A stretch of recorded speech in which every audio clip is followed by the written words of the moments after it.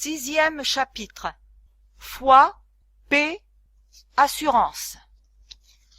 Quand votre conscience a été réveillée par le Saint-Esprit, vous avez commencé à voir le caractère odieux du péché, sa culpabilité et les malheurs qu'il engendre. Et vous ne le considérez plus qu'avec horreur. Vous sentez que le péché vous a séparé de Dieu, que vous êtes esclave de la puissance du mal. Plus vous vous débattez pour lui échapper, plus le sentiment de votre impuissance est vif. Vos mobiles sont impurs, votre cœur est souillé. Vous voyez que votre vie a été remplie d'égoïsme et de péché. Vous soupirez après le pardon et la liberté. Que pouvez-vous faire pour être en règle avec Dieu, pour lui ressembler? Ce qu'il vous faut, c'est la paix. C'est le pardon du ciel, c'est l'amour divin dans votre âme. Cette paix, l'argent ne saurait la procurer, l'intelligence ne saurait y conduire, la sagesse ne peut y atteindre. Jamais vous ne pourrez l'obtenir par vos efforts. Mais Dieu vous l'offre à titre de don, sans argent, sans rien payer. Ésaïe 55, verset 1. Elle vous appartient si vous voulez seulement étendre la main pour vous en saisir. L'Éternel dit, si vos péchés sont comme le cramoisi, ils deviendront blancs comme la neige. S'ils sont rouges comme la pourpre, ils deviendront comme la laine. Ésaïe 1, verset 18. Je vous donnerai un cœur nouveau et je mettrai en vous un esprit nouveau. Ézéchiel 36, 26. Vous avez confessé vos péchés et vous les avez délaissés de tout votre cœur. Vous avez pris la détermination de vous abandonner à Dieu. Maintenant, allez à lui et demandez-lui de laver vos péchés et de vous donner un cœur nouveau, et puis, croyez qu'il le fait parce qu'il l'a promis. C'est ce que Jésus nous a enseigné lorsqu'il était ici-bas. Le don que Dieu nous a promis, il faut simplement croire que nous le recevons et qu'il est à nous. Jésus guérissait les maladies de ceux qui avaient foi en sa puissance. Il les secourait dans les choses visibles, afin de leur donner confiance en lui dans les choses invisibles, les amenant ainsi à croire qu'il a autorité pour pardonner les péchés. C'est là ce qu'il a déclaré en guérissant le paralytique, afin que vous sachiez que le Fils de l'homme a sur la terre le pouvoir de pardonner les péchés. Lève-toi, dit-il au paralytique, prends ton lit et va dans ta maison. Matthieu 9, verset 6. C'est aussi ce que dit l'apôtre Jean en parlant des miracles de Jésus-Christ.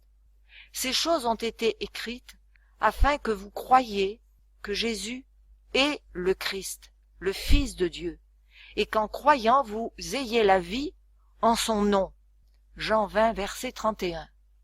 Le simple récit de la manière dont Jésus guérit le paralytique du réservoir de Bethséda peut nous aider à comprendre comment il faut croire en lui pour obtenir le pardon des péchés. Considérons cette histoire. Ce pauvre malade était impotent. Il n'avait pas fait usage de ses jambes depuis 38 ans. Cependant, Jésus lui dit, « Lève-toi, prends ton lit et marche. » Jean 5, versets 1 à 9. Le malade aurait pu dire, « Seigneur, si tu veux me guérir, j'obéirai à ta parole. » Mais non, il crut à la parole de Jésus. Il crut qu'il était guéri, et aussitôt il agit en conséquence. Il voulut marcher, et il marcha. Il obéit à l'ordre de Jésus, et Dieu lui donna la force de marcher. Il fut guéri. Vous êtes pécheurs. Vous ne pouvez faire propitiation pour vos péchés passés. Vous ne pouvez changer votre cœur et le sanctifier. Mais Dieu promet de faire tout cela pour vous, par Jésus-Christ. Vous croyez à cette promesse. Vous confessez vos péchés et vous vous donnez à Dieu. Vous voulez le servir tout aussi certainement que vous faites cela. Dieu accomplira sa parole à votre égard. Si vous croyez à la promesse, que vos péchés sont pardonnés et que vous êtes purifiés. Dieu transforme votre foi en réalité. vous êtes guéris tout aussi certainement que le paralytique auquel Jésus a donné la force de marcher dès qu'il crut à sa guérison. La chose est dès que vous croyez. N'attendez pas de sentir que vous êtes guéri, mais dites « Je le crois, la chose existe, non parce que je la sens, mais parce que Dieu l'a dit. » Jésus nous dit « Tout ce que vous demandez en priant, croyez que vous l'avez reçu, et vous le verrez s'accomplir. » Marc 11, verset 24. Mais une condition est liée à cette promesse. Notre requête doit être conforme à la volonté de Dieu. Or, c'est la volonté de Dieu de nous purifier de tout péché, de faire de nous ses enfants, de nous permettre de vivre saintement. Nous pouvons donc demander ces grâces, croire que nous les recevons et remercier Dieu de nous les avoir accordées. Il ne tient qu'à nous d'aller à Jésus pour être purifiés et pour subsister devant sa loi sans confusion ni remords. Il n'y a donc maintenant aucune condamnation pour ceux qui sont en Jésus-Christ. Romains 8, verset 1. Dès cet instant, vous ne vous appartenez plus. Vous avez été rachetés à grand prix. Ce n'est pas par des choses périssables, par de l'argent ou de l'or, que vous avez été rachetés, mais par le sang précieux de Christ, comme d'un agneau sans défaut et sans tache. 1 Pierre 8, versets 18 et 19. Par ce simple acte de foi en Dieu, le Saint-Esprit vous a engendré à une vie nouvelle. Vous êtes maintenant un membre de la famille divine, et Dieu vous aime comme il aime son Fils. Maintenant que vous vous êtes donné à Jésus, ne retournez pas en arrière, ne vous arrachez pas à son étreinte. Dites jour après jour, « Je suis au Christ, je me suis donné à lui », et demandez-lui son Saint-Esprit et sa grâce pour vous garder. C'est en vous donnant à Dieu et en croyant en lui que vous devenez son enfant. C'est de la même façon que vous devez vivre en lui. L'apôtre dit, « Comme vous avez reçu le Seigneur Jésus-Christ, marchez en lui. » Colossiens 2, verset 6. Certaines personnes pensent qu'elles devraient être mises à l'épreuve et montrer au Seigneur qu'elles sont transformées avant de pouvoir se réclamer de sa grâce.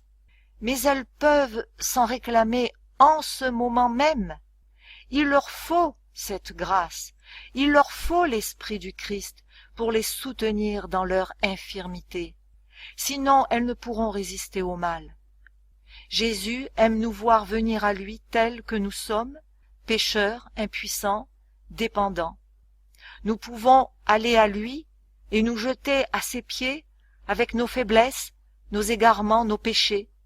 Il met sa gloire à nous combler de son amour, à panser nos blessures et à nous purifier de toute impureté. C'est ici que des milliers de pécheurs font erreur. Ils ne croient pas que Jésus leur pardonne personnellement, individuellement. Ils ne prennent pas Dieu au mot.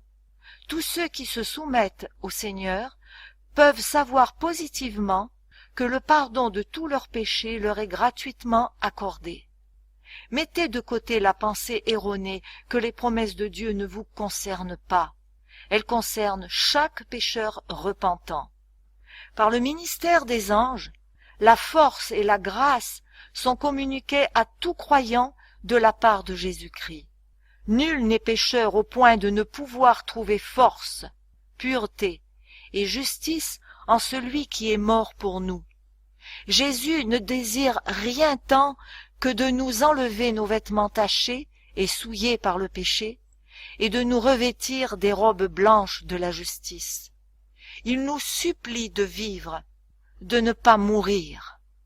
Dieu n'agit pas envers nous comme les hommes mortels agissent les uns envers les autres. Ses pensées sont des pensées de miséricorde, d'amour et de tendre compassion. Que le méchant abandonne sa voie et l'homme d'iniquité ses pensées, qu'il retourne à l'Éternel, qui aura pitié de lui, à notre Dieu, qui ne se lasse pas de pardonner. J'efface tes transgressions comme un nuage et tes péchés comme une nuée. Ésaïe 55, verset 7 et 44, verset 22. « Je ne désire pas la mort de celui qui meurt, dit le Seigneur, l'Éternel. Convertissez-vous donc et vivez. » Ézéchiel 18, verset 32. Satan est toujours sur le qui-vive pour nous masquer ces précieuses promesses de Dieu. Il désire nous ravir toute lueur d'espérance et tout rayon de lumière. Mais il ne faut pas se prêter à son jeu. N'écoutez pas le tentateur. Dites: Jésus est mort pour m'assurer la vie. Il m'aime et ne désire pas que je périsse. J'ai au ciel un Père compatissant qui me recevra, bien que j'ai abusé de son amour et fait un mauvais usage de ses bienfaits.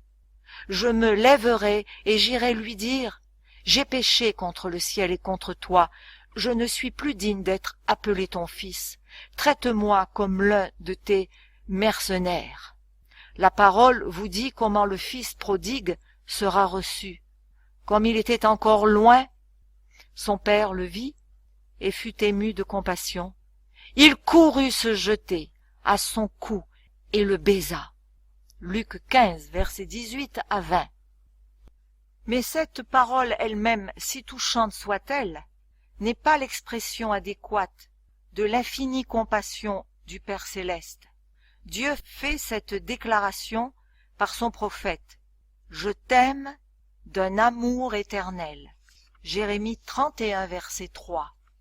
Alors, même que le Fils est éloigné de la maison paternelle, gaspillant ses biens dans un pays étranger, le cœur du Père soupire après lui, et chaque désir qui s'éveille dans l'âme du malheureux et le pousse vers Dieu n'est que le tendre plaidoyer de l'Esprit Saint qui le sollicite, le supplie, l'attire vers son Père. Les riches promesses de la Bible sous les yeux, pouvez-vous encore douter? Pouvez-vous croire que le Seigneur empêche durement le pauvre pécheur de venir se jeter repentant à ses pieds quand il aspire à revenir à lui et désire délaisser ses péchés? Arrière de vous de telles pensées. Rien ne peut faire plus de mal à votre âme que d'y nourrir de si injustes soupçons au sujet de votre Père céleste. Il hait le péché, mais il aime le pécheur, au point qu'il s'est sacrifié lui-même, pour lui, dans la personne de Jésus-Christ. Il l'a fait afin que tous ceux qui le veulent puissent être sauvés et entrer en possession de la félicité éternelle dans le royaume de gloire. Quel langage plus fort et plus tendre aurait-il pu employer pour exprimer son amour envers vous? Voici ces paroles, en Ésaïe 49, verset 15. « Une femme oublie-t-elle l'enfant qu'elle allaite?